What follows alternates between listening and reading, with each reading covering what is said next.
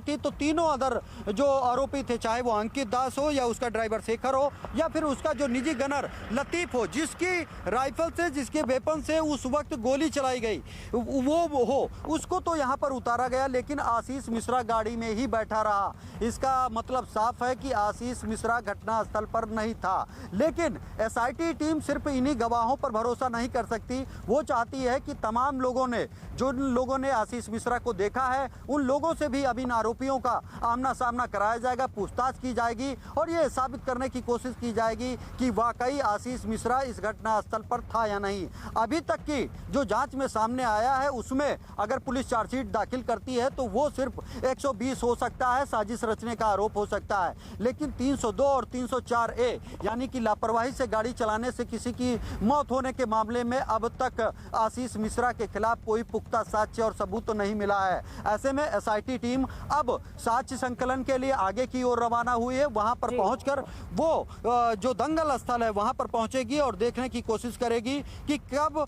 इस घटना की जानकारी आशीष मिश्रा को मिली और किसके कहने पर। इस दौरान जो जांच में बात सामने आई है उसमें एक आरोपी ने ये बात जरूर कही है कि जब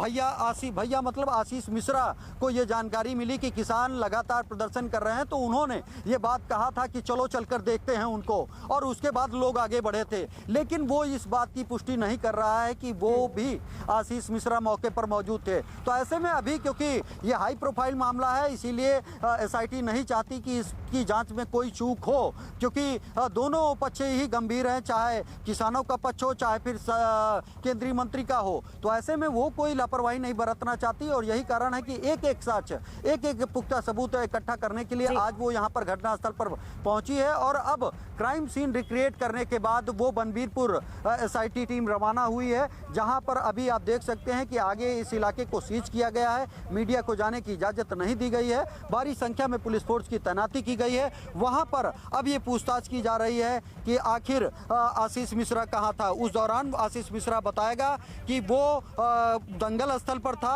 और या फिर वो राइस मिल पर था, क्योंकि आशीष मिश्रा का पक्ष भी अभी ये नहीं साफ कर पाया है कि जब ये घटना हुई 3 अक्टूबर को 2:36 से 3:30 तक, तो इस दौरान की जो लोकेशन है आशीष मिश्रा की, वो ये नहीं साबित कर पा रहा है कि वो इस घटना स्थल पर नहीं मौजूद है, क्योंकि तमाम जो सीसीटीवी फुटेज आए हैं, चाहे वो दंगल के हों या फिर जो वायरल वीडियोज आए हैं, उनमें कहीं भी इस बात की पुष्टि नहीं होती कि 2:36 से 3:30 तक आशीष मिश्रा दंगल स्थल पर थे या फिर राइस मिल पर थे। तो ऐसे में जो ये गैप है, इस दौरान आशीष मिश्रा कहाँ थे, इसकी जानकारी के लिए लगातार एसआईटी की टीम जुटी हुई है और वो एक एक करके यहाँ पर इससे पहले लोगों से आकर उन्होंने पूछताछ की है। उस दौरान भी लोगों ने, जिन लोगों ने गाड़ियों को आते हुए देखा था, तो उन लोगों ने इस बात को तो जरूर बताया कि जो गाड़ियाँ थी वो बेहद तेज रफ्तार से आई थी, लेकिन उसमें आशीष मिश्रा थे या नहीं थे, क्योंकि उनकी रफ्तार इतनी तेज थी तो वो सही और स्पष्ट रूप से नहीं देखा जा सकता था। तो ऐसे में अब एसआईटी के सामने एक बड़ी चुनौती होगी कि वो किस तरह से इन साक्ष्य और सबूत को इकट्ठा करती है, क्योंकि इस मामले में सुप्रीम कोर्ट ने भी संज्ञान लिया है और इसकी सुनवाई आगामी 20 अक्टूबर को होगी। इस दौरान सुप्रीम कोर्ट ने सरकार को यह निर्देश दिया था कि कोई भी इस घटना से साक्ष्य और सबूत नष्ट नहीं होना चाहिए। अगर सुप्रीम कोर्ट को लगेगा तो वो जांच किसी दूसरी एजेंसी को भी ट्रांसफर कर सकते हैं। हालांकि दूसरी ओर किसान नेता हो या फिर विपक्ष हो, वो लगातार इस मामले में ये कह रहा है कि जब तक केंद्रीय गृह राज्य मंत्री अपने पद पर बने रहेंगे तब तक इस मामले की निष्पक्ष जांच की उम्मीद नहीं की जा सकती। और यही कारण है कि कल से किसान संयुक्त मोर्चा ने पूरे प्रदेश में, देश में एक बड़े आंदोलन का ऐलान किया है। कल विजयदशमी के दिन जहां किसान संयुक्त मोर्चा इस्तीफे की मांग को लेकर नेताओं का पुतला दहन करेगी, वहीं 18 को रेल रोको अभियान चलाएगी और फिर 26 अक्टूबर को राजधानी लखनऊ में एक बड़े किसान पंचायत का आयोजन किया जा रहा है। लेकिन उससे पहले सरकार ये चाहती है कि जो एसआईटी की जांच है, क्योंकि आज आशीष मिश्रा की रिमांड का आखिरी दिन है, कल सुबह 10 बजे उसे फिर से जेल में दाखिल करना होगा, रिमांड खत्म हो जाएगी। तो इस बचे टाइम में एसआईटी ज्यादा से ज्यादा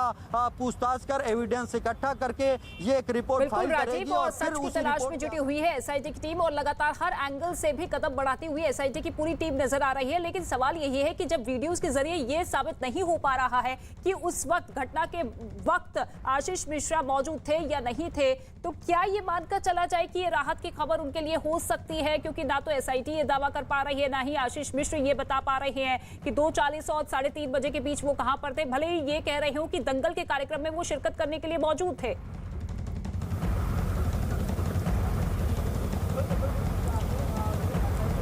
देखिए, यकीनन ये एक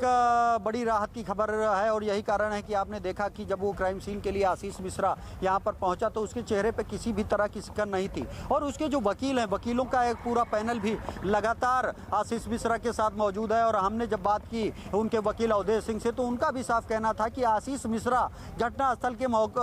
घटना जब हुई तब वो मौके पर मौजूद नहीं था, तो ऐसे में उन पर कोई मामला नहीं बनता। रहा बात ये कह सकता है कि 120B का साजिश रचने का आरोप लग सकता है, लेकिन वो भी, उसके भी प्रमाण एसआईटी के पास नहीं है। अंकित दास ने, क्योंकि एसआईटी के दौरान पूछताछ में भी जो जांच हुई है उसमें ये स्वीकार किया है कि वो घटनास्थल पर मौजूद थे, लेकिन जो फायरिंग की गई है वो उसके गनर ने की है और जो गाड़ी चढ़ाई है उसके ड्राइवर ने चढ़ाई है। तो ये मात्र एक एक्सीडेंट का मामला है और इससे ज़्यादा कुछ नहीं है। लेकिन क्योंकि 9 लोगों की मौत हुई है तो इसीलिए पुलिस इस पूरे मामले की जाँच कर रही है और हम उसमें सहयोग कर रहे हैं। तो फिलहाल ये सच भी है कि अब तक की जो जाँच और साक्ष्य और सबूत मिले हैं एसआईटी के पास, उससे आशीष मिश्रा के मौके पर मौजूदगी की कोई प्रमाणिक आधार नहीं मिला है। और यही कारण है कि एक बार पूरी एसआईटी की टीम डीआईजी उपेंद्र अग्रवाल की अध्यक्षता में आईपीएस सुनील कुमार सिंह समेत तमाम अफसर यहां पर पहुंचे हैं। वो क्राइम सीन रिक्रिएट कर रहे हैं और तमाम जो छूटे साक्ष्य और सबूत है उनको इकट्ठा करने की कोशिश कर रहे हैं, ताकि वो ये पता लगा सकें कि आखिर ये घटना कब और कैसे हुई और कौन कौन लोग मौजूद थे और इस घटना का जिम्मेदार कौन है। बिल्कुल, और हर कोई यही जानना चाहते हैं कि आखिर ये हिंसा कैसे भड़की, कौन कौन उस वक्त मौजूद था जब 8 लोगों की मौत हो गई, 4 किसानों की मौत हुई, 4 आम लोगों की मौत हुई, जिसमें एक पत्रकार भी शामिल था। लेकिन आज जिस तरीके से आप बता रहे हैं कि आशीष मिश्र की रिमांड खत्म हो रही है, आज आखिरी दिन है, तो कल एक बार फिर से कोर्ट में पेश किया जाएगा। उम्मीद क्या है, क्या एक बार फिर से रिमांड बढ़ाने की मांग एसआईटी की तरफ से की जा सकती है?